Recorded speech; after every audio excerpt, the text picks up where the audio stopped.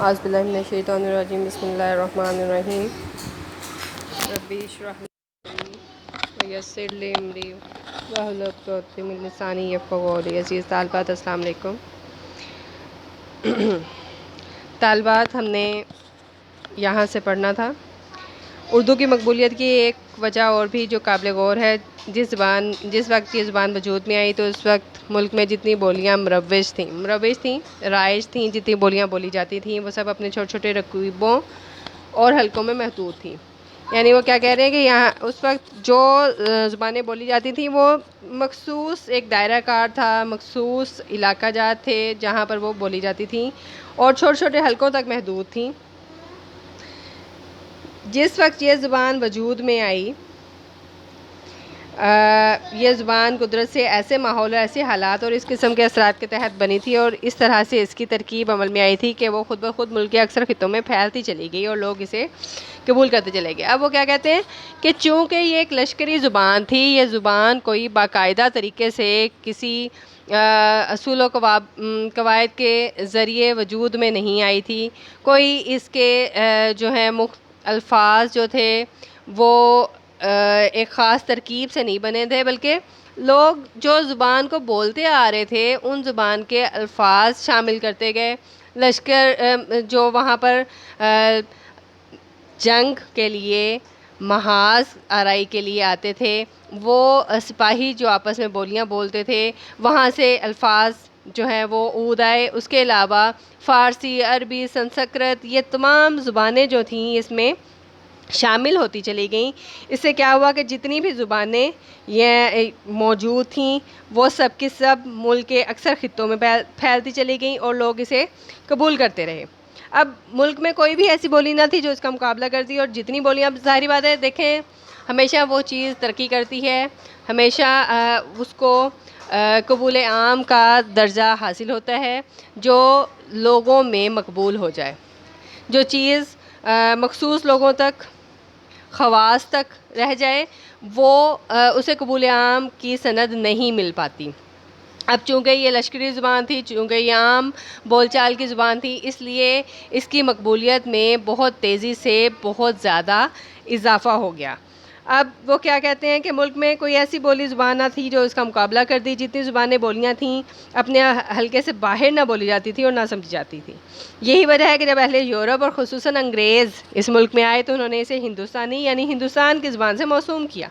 اور یہی وجہ ہے کہ جب فارسی کے بجائے اردو سرکاری دفاتر کی زبان قرار پائی تو کسی نے اختلاف نہیں کیا۔ اختلاف ہوتا تو کس بنا پر؟ یعنی وہ کہتے ہیں کہ اختلاف کی کوئی گنجائش ہی نہیں بچتی تھی، کیونکہ فارسی زبان ایک مشکل زبان تھی، اس کو سیکھا جاتا تھا، اس کے لیے استاد جو ہیں وہ مقرر کیے جاتے تھے، مدارس قائم کیے جاتے تھے۔ اردو زبان کے لیے ایسی کوئی کوشش کی ضرورت پیش نہیں آئی۔ اردو اس کے علاوہ وہ کہتے ہیں یوں تو دنیا میں اور بھی زبانیں ہیں جن میں مردوں اور عورتوں کی زبان میں کچھ فرق ہے، لیکن اردو زبان میں یہ فرق بہت نمایاں اور گہرا ہے۔ اردو نے جس خطے میں جنم لیا یا جہاں جہاں سے اس نے زیادہ رواج پایا وہاں پردے کی رسم رائج رہی۔ اس وجہ سے مردوں اور عورتوں کی معاشرت میں بہت کچھ فرق پیدا ہو گیا۔ اچھا، اب ایک بات اور تھی کہ اردو زبان جو تھی یہ مردوں اور عورتوں کی مطلب تذکیر و تانیث اس میں ایک علیحدہ سے ایک اس کا خیال رکھنا ضروری تھا۔ اب چونکہ خواتین جو تھیں وہ پردے میں رہتی تھیں، پردے میں رہنے کی وجہ سے ان کا زیادہ وقت جو ہے وہ امور خانہ داری میں صرف ہوتا تھا، بال بچوں کی پرورش میں صرف ہوتا تھا، رسم و رواج کی پابندی تھی۔ اس کے علاوہ بھی جتنے معاملات تھے اس میں اس مملکت کو، سلطنت کو، وہ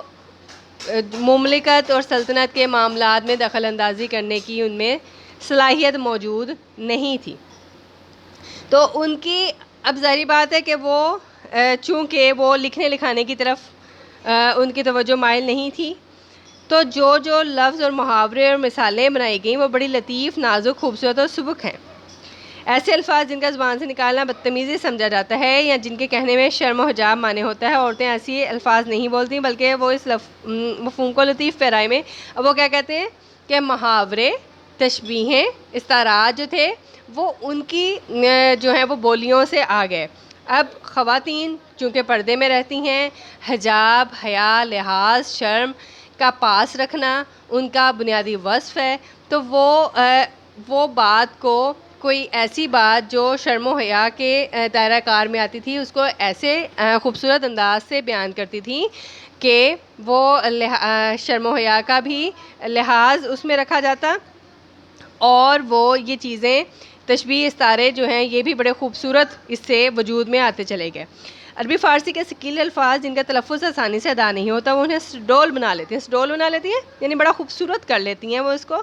بعض اوقات ان کے معنی تک بدل جاتے ہیں اور وہ خالص اردو کے الفاظ ہو جاتے ہیں۔ ہماری عورتوں کے الفاظ اور محاورے زیادہ تر ہندی ہیں یا عربی فارسی کے لفظ ہیں،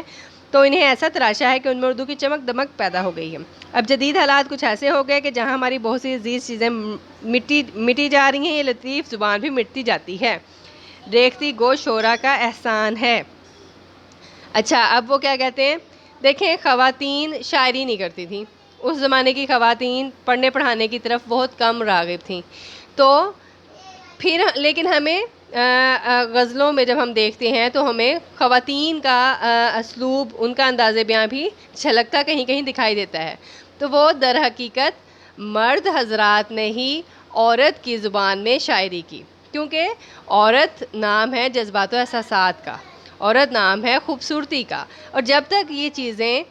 غزل میں پیدا نہیں ہوتی یا سوز و گداز غزل کا حصہ نہیں بنتا اس وقت تک غزل کہلانے کے لائق نہیں۔ غزل کا تو مطلب ہی یہ ہے نا، تو پھر اس لیے وہ کیا کہتے ہیں کہ انہوں نے صنف نازک کا اس زبان کا بڑا حصہ ان کا سرمایہ بن گیا، اگرچہ انہوں نے بہت سا فضولیات بھی، برے الفاظ کا استعمال بھی کیا، لیکن اس کے ساتھ ساتھ ان کا یہ احسان ہے کہ انہوں نے عورت کو بھی زبان عطا کر دی، ان کے باعث جو ہے وہ زبان میں شگفتگی اور حسن پیدا ہو گیا، اور بلکہ اس سے ان کی زبان سے بڑی انہیں اردو زبان کو اور عورت کی زبان کو بھی بہت اس سے مقبولیت حاصل ہوئی، یعنی مرد حضرات نے ہی عورت کی زبان میں شاعری کی، عورت کی زبان میں عورت کے احساس جذبات کو شاعری کی جو ہے وہ غزل میں منتقل کیا۔ ٹھیک ہے، اب اس کو، یہ ہمارا دوسرا چیپٹر اس کا ختم ہو گیا، اس کو مکمل کیجئے گا اور اس کی تشریح، اس کے شارٹ کویسچنز ان سب کو اچھے طریقے سے دیکھ لیجئے گا، کل ہم انشاءاللہ آگے لے کر چلیں گے۔ اپنا خیال رکھیے گا، اللہ حافظ۔